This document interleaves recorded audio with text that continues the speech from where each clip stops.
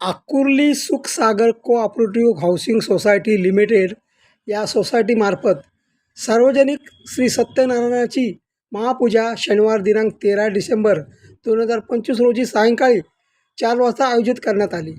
उत्सव कमिटीचे पदाधिकारी विनायक डोंगरे, हरिश्चंद्र केसरकर, राजन परब या कार्यक्रमात स्वतः उपस्थित होते.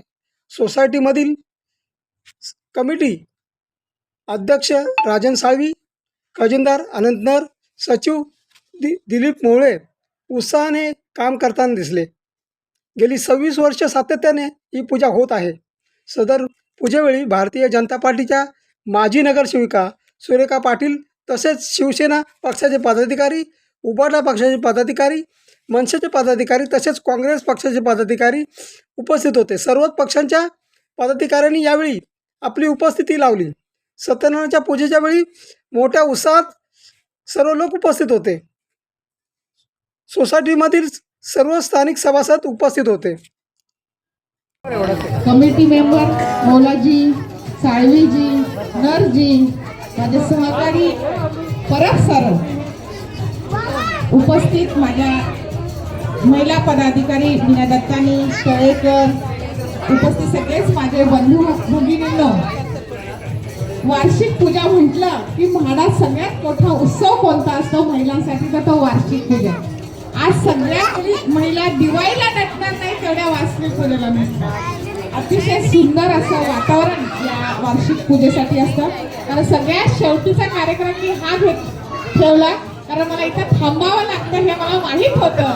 त्यामुळे आधी सगळे कार्यक्रम केले आणि या ठिकाणी आली.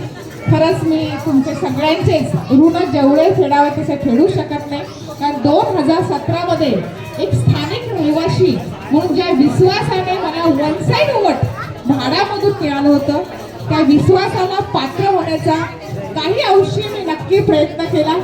कारण आज जर बघितलं तर सगळ्या म्हाडातले सीसी रोड फार छान आहेत. पण त्या काळातले रोड, त्या काळातला फुटपाथ आणि आजचे रोड 1 नंबर 2 नंबर तिन्ही रोड नंबर बघा अतिशय सुंदर असे रोड झाले. याचबरोबर सीसी कॅमेरेच पाहिजे होते लोकांना. सीसी कॅमेरे तुम्हाला लावण्यात आले. आणि याचा फायदा असा आहे की समजा एखादं काम नगरसेवकाच्या हातून होत नसेल तर आपल्याकडे आमदार अवेलेबल आहे. अतुल भाटकर साहेबांचे होतात. अतुल भाटकर साहेबांना काही अडचण आली तर आता तर पियुष गोयल जी आहेत त्यांच्या माध्यमातून तर या ठिकाणी अनेक, आज जर म्हटलं तर अनेक काम या ठिकाणी पियुषजीच्या माध्यमातून बघा ते मोठे मोठे काम घेतात.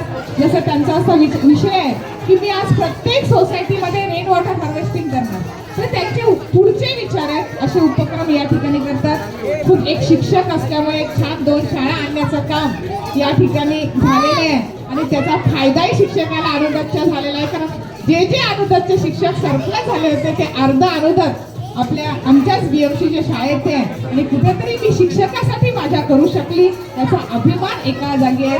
आज तुम्ही बघितलं तर प्रत्येक गार्डन अतिशय सुंदरतेने विलासराव असेल, अण्णाभाऊ साठे असेल, साई उद्यान आहे ते या ठिकाणी. पण हे करत असताना सुद्धा निवडणुकीची धामधूम आली तरी काम थांबवलं नाही. मला सांगायला आनंद होतो कारण इथे उत्तर मुंबईमध्ये शाळेची संख्या जास्त असल्यामुळे एक अण्णाभाऊ साठेमध्ये सायन्स पार्क म्हणून पास झालेलं आहे.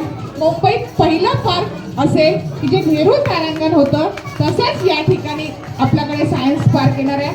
खूप मोठी ही गोष्ट माझ्यासाठी आहे. अशा प्रकारे अनेक कामं जसं अनेक लोकांची अशी इच्छा होती की इथे एखादा हॉल नाही आहे किंवा अभ्यासिका नाही आहे, येत्या काही काळामध्ये तुमच्या ते सुद्धा उपलब्ध होणार आहेत. त्याचे पण प्रोसिजर आपलं चालूच आहे. बऱ्याच ठिकाणी आपले कलबुर्गी भाऊ या ठिकाणी आलेले आहेत, श्यामजी आलेले आहेत. मी सगळ्यांचं स्वागत या ठिकाणी करते आणि मी सगळ्यांनाच पुढच्या काळासाठी येणारी महानगरपालिका सगळ्यांनाच निवडणूक माहिती आहे. येताना नक्कीच जसा विश्वासाने कोणावर विश्वास ठेवला असाच विश्वास पुढे सुद्धा तुमचा माझ्यावर राहावा अशी मी ईश्वर चरणी प्रार्थना करते आणि इथेच थांबते. जय हिंद, जय महाराष्ट्र.